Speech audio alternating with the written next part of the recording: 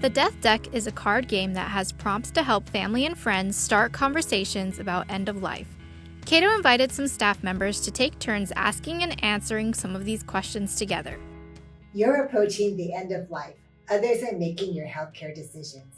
Should you price factor in? Yes, don't blow through my savings to prolong the inevitable. In moderation, necessary expenses are fine. Or spare no expense, buy me every extra second.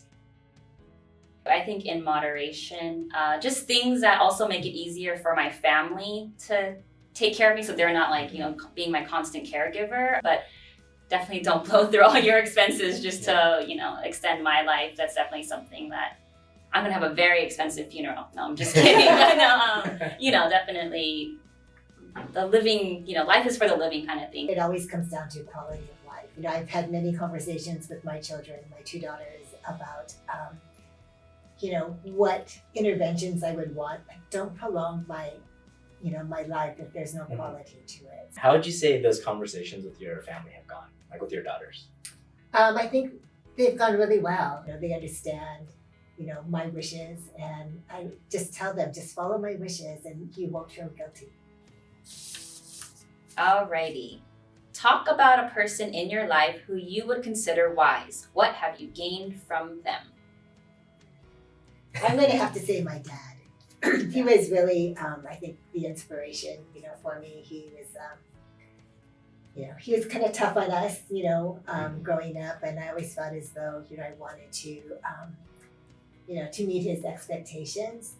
But he really, he was a role model for me.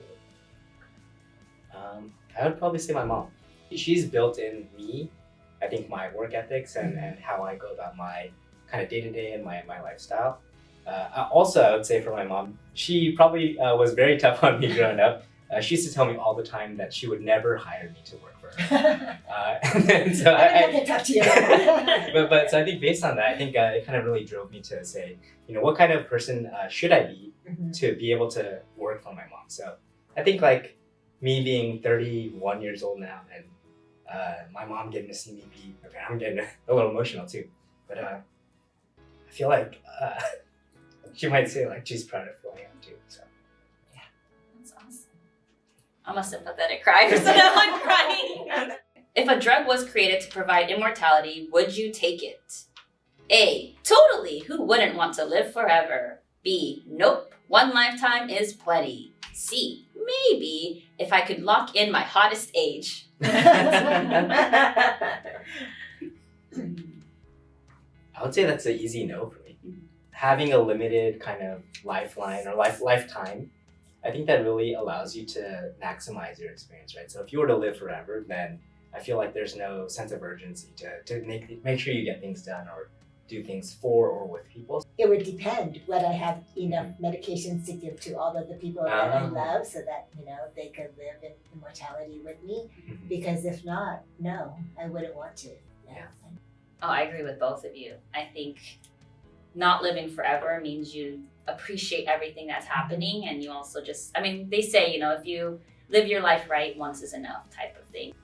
Talking about dying and my mortality reminds me to appreciate life and the time I have. Isn't my first choice, but I do contemplate it at times.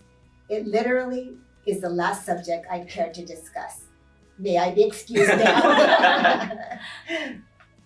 For me, I do think about it a lot. I already planned my funeral and stuff like that. I talk about it with my partner all the time. He does not like to talk about it, so it's an interesting dynamic we have. But I think it definitely makes me appreciate everything that I have. I'd say it's definitely helpful to me to talk about it or to hear people talk about it because it does make you appreciate the time you have left, right?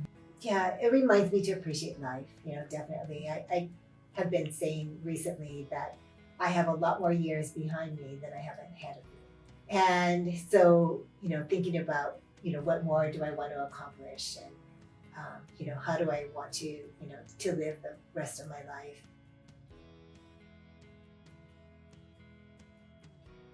I think today's conversations using the death deck to talk about our own mortality and just death in general. It's interesting that I've talked to you two probably more about this than with my friends and family. So I think that this death deck conversation starter can really be good for family and friends. No, absolutely. I think definite conversation starter. Like you said, there's a lot of things about what you want, but not necessarily what others want. It's a very I don't want to say candid way, but it's kind of just like, hey, let's play this game and let's kind of learn about each other. It's great. I want to borrow this and go home. It does, because we laugh, we make fun of each other, and then we cry at the same time. So I think it brings a very emotional topic into some kind of context where we can just have this conversation. And, yeah, it's good. I enjoyed it. Yeah, I learned a lot about I was this. gonna say, I feel like I learned a lot.